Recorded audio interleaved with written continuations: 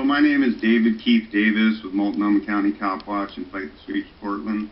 I wanted to talk about on Friday Sergeant Kyle Nice, the guy who killed James Chassie, who was also involved in a off-duty road rage incident, who,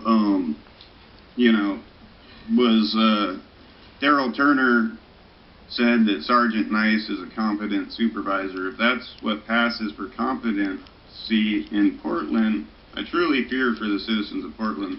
You know, he's the guy who was pushing around 15-year-old high school students and basically was sitting in a PTSD type of stance with his can of mace behind the line of every other cop who didn't seem that threatened by the crowd approaching him. He was sitting there like, ready to face some violent intruder at his house with a can of mace or something.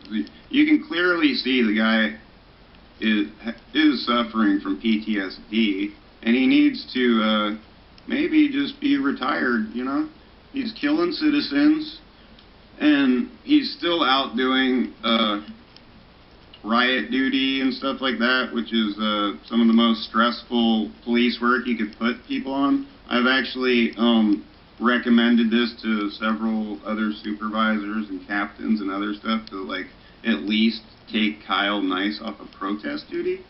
I mean, that's real simple,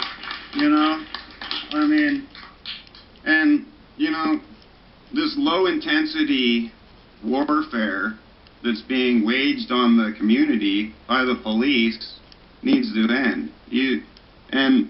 People are going to jail for stupid offenses like possession of some controlled substance, and actually the way to cut down crime would be to send some drug addicts out of town to Canada or Mexico to go to an Ibogaine treatment center and deal with their addiction, and then that would reduce crime alone.